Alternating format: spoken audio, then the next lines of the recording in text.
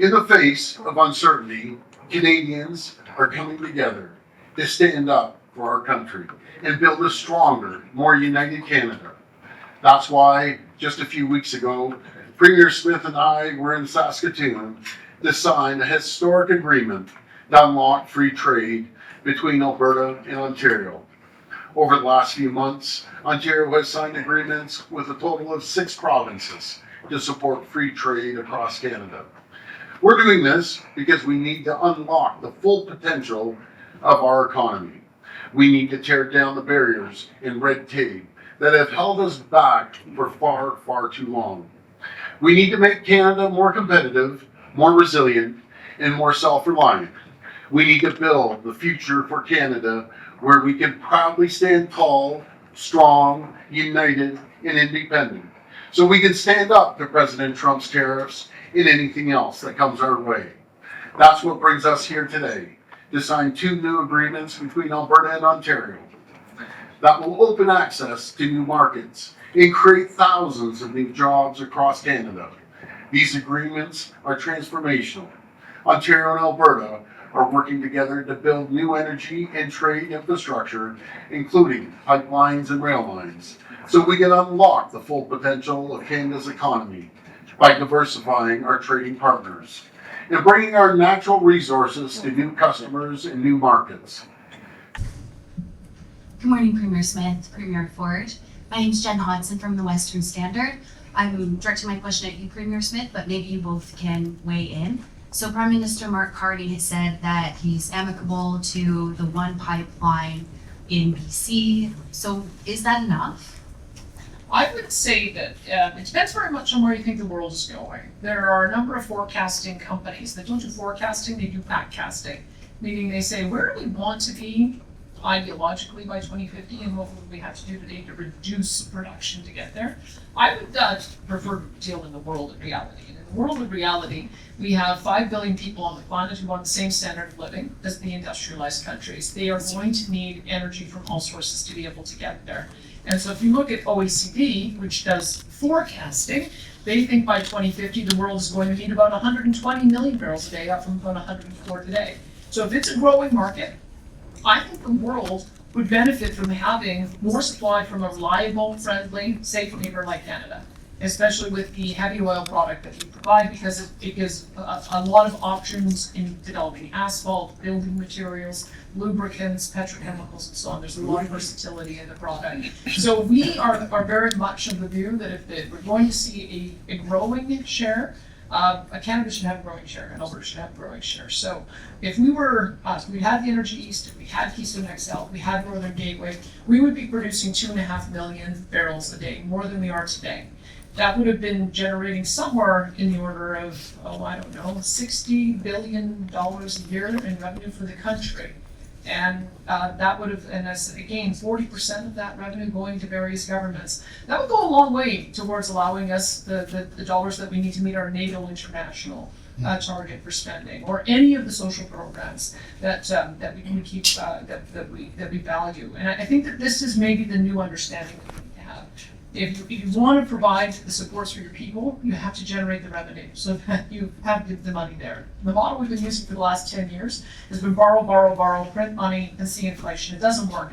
How about we try a different approach? Let's make sure that every single part of our economy is ticking on all cylinders. Let's make sure that all of our wealth creators and job creators have the ability to do that, and then governments can talk about what their priorities are for the revenue that gets generated as a result. That's the world I think we're moving to. So I'm of the view there's probably room for more than one pipeline, probably several.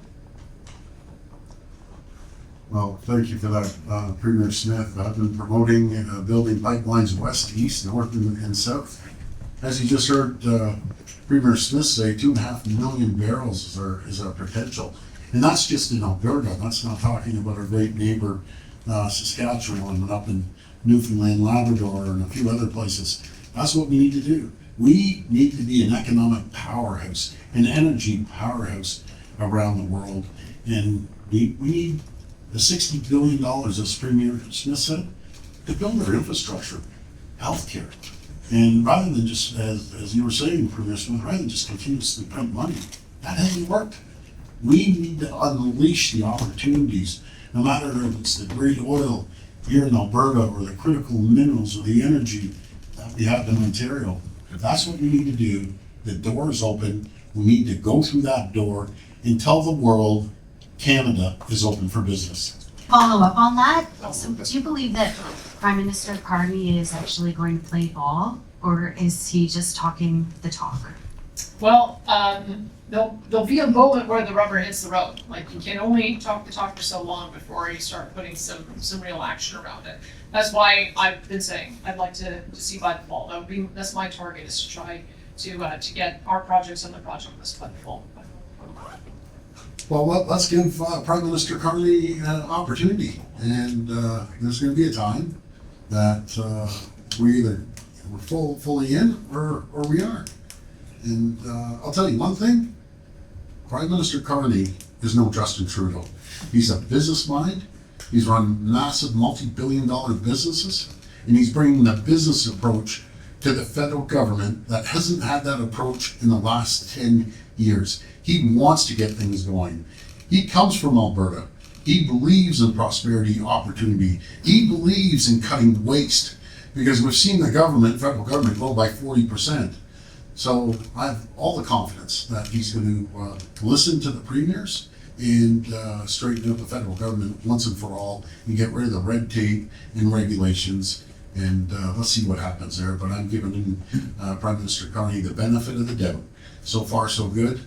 And I wish him all the best with dealing with President Trump as well, because that's going to be a big area we can get rid of the uncertainty. But thank you, everyone. Again, Premier Smith, thank you for your hospitality. Thank you for this fabulous dump bot. And that's it. Looking forward to coming to your place. Yeah, absolutely. Okay, thank you. Thank you so much. Thank you. Premier